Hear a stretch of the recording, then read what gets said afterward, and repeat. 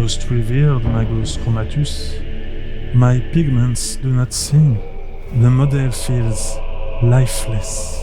Lifeless because you ignore the sacred color wheel, Ubus. You commit the sin of monochrome complacency. The color wheel? You mean the round glyph of hues the novices whisper about? Indeed. It is no mere glyph, it is the cog of chromatic truth. Red and green, blue and orange, purple and yellow, opposing, yet harmonious. Use them in balance, and the Omnissiah himself will smile upon your workbench. But Magus, I only sought to please the eye. Then please it with logic. Paint not by instinct. Paint by calibration. Now go, Hubus, and may your next miniature be a prayer in pigment. Well, apparently I've been committing chromatic heresy. Let's fix that. Time to use the color wheel. Well, not really. You will see.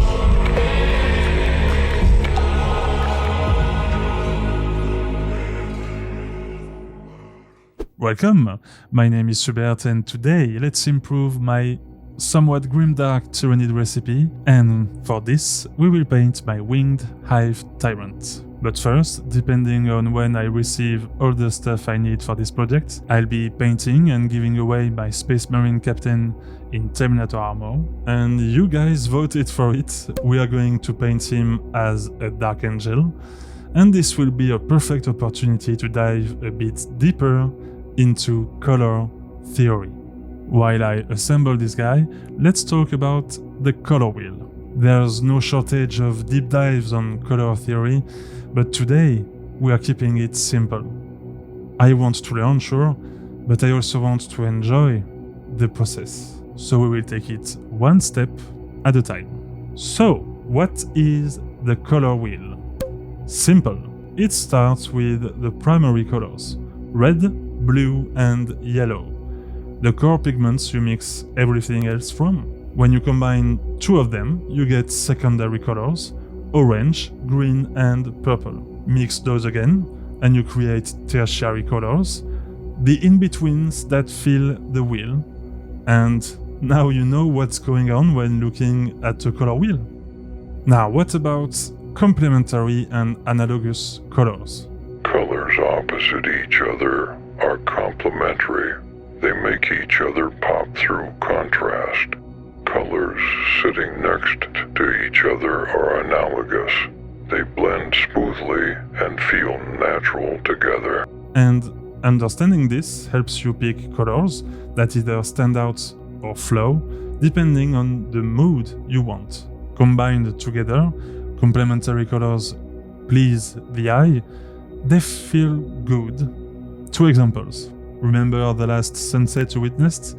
Well, try to remember the colors that you saw. Same again with this salamander. Notice anything? Take a second look at your color wheel and you will understand. Now, all this is very basic, I know, but I had to start somewhere. And you know what? I've been painting my Tyranids outside the color wheel. This is another aspect of color theory: hues, luminance and saturation. More on that later. For now, let's talk a bit more about the Tyranid Hive Tyrant, what I want him to look like and why I use it on the table. I built the winged version as I'm not playing competitively, and I use him as the regular Hive Tyrant on the table, on foot. Why? Because the wings are huge and I wanted to paint them, of course, and also because he brings nice stuff for my army. Hive Tyrants are monstrous Tyranid creatures created to be commanders of the Tyranid swarm. They embody the hive mind completely, and act as the primary synapse conduit through which it enforces its will over lesser Tyranid creatures. And on the table, they bring decent firepower on melee, while buffing nearby units with 3 stratagems, lethal hits, and assault. Speaking of tabletop, since I have less and less time to go to my wargaming club, I just got my hands on Tabletop Simulator, and it's exactly what I was looking for. C'était tous les battle shocks qui comptaient. Tous. Alright, first off, before we paint him, let's talk about my current Tyranid recipe. It's really simple. Black chitin, ivory flesh, chaos dirt enamel slapped on top, then a few glow effects here and there. While it's okay for army painting, I want to give my elite units a bit more attention. And I have a few big ones still coming, so I better get the new recipe ready. I wanted to learn a bit about color theory to understand a bit more what I was doing, instead of just picking random stuff, and in the hopes it would work. And this led me to understand why just using ivory and black was not working. See, brown is not on the color wheel. To understand this, we need to learn about hues, luminance, and saturation. Hue is the actual color. Red, blue, green, and everything in between. Saturation is how pure or intense that color is. High saturation is vivid and bold. Low saturation looks muted or gray. Luminance or value is how light or dark the color appears. It is what gives your painting depth and contrast. And together, they control how color feels. Hue sets the mood, saturation defines energy, and luminance shapes form and focus. You now might understand why just using ivory, well, almost white, and black cannot really work for good gradients on the wings, for example. Now that I know a bit more about color, I know I can start with a deep red and gradually go brighter by mixing in some brown, then ivory. This allows me to control my gradients way more, staying in the same mood because I mix my colors together. And you know what? Mixing your paints and creating your own feels really good. So let's get to it. On the menu, mostly working on the wings, using the Chaos Dirt enamel pigment in a more controlled way than before, then finish with veins and highlights by dry brushing ivory. So we go from black, passing through dark red, brown, all the way to ivory, staying in the same hue by changing the saturation and luminance. Let's go. May your data feed remain pure and your algorithm blessed, as your airbrush is guarded from malfunction. So to may your subscription cog never falter. The machine god watches your metrics. Unleash the clicks of approval. Unleash the like, subscribe, and become one with the Omniscience algorithm.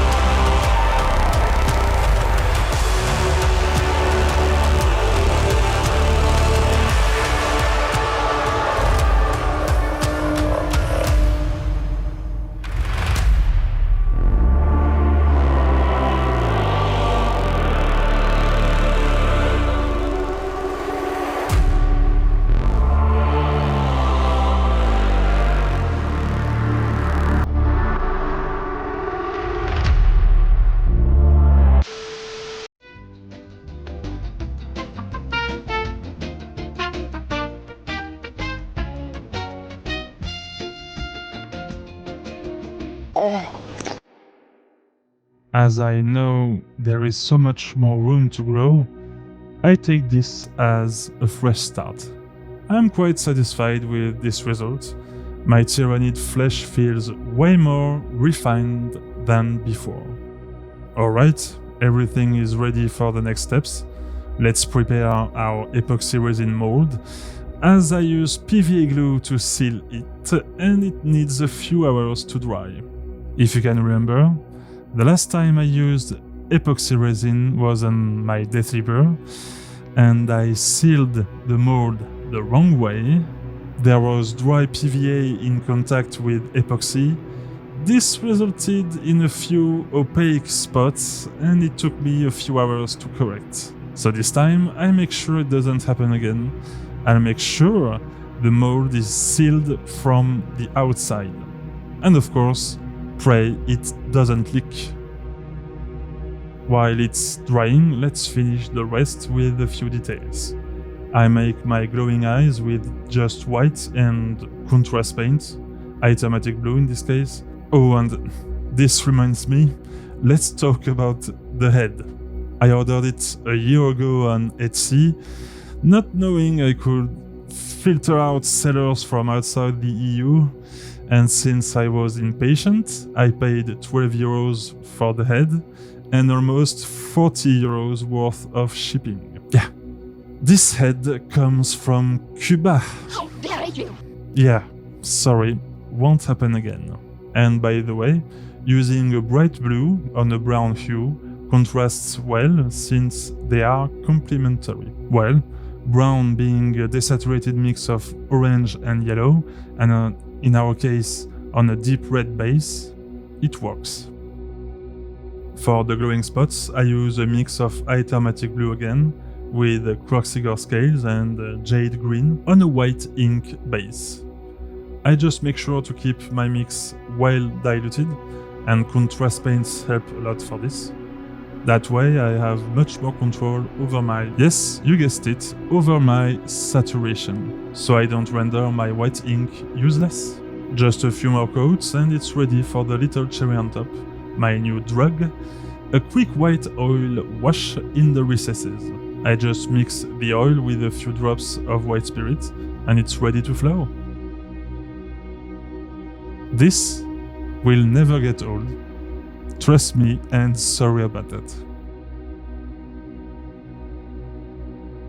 I was planning on doing another pass of green-blue mix with the airbrush, but I liked it as is. What do you think?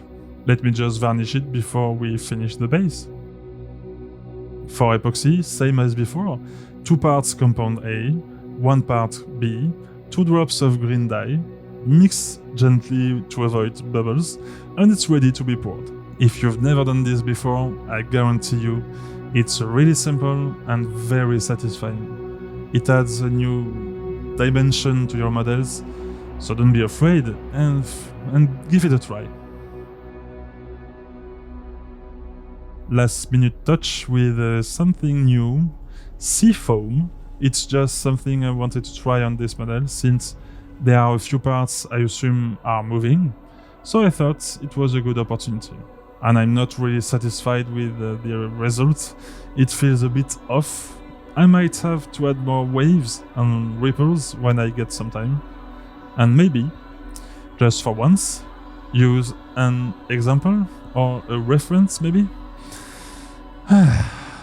For now, I call it done. Let's finally take a look at the finished winged Hive Tyrant for my Synaptic Nexus list.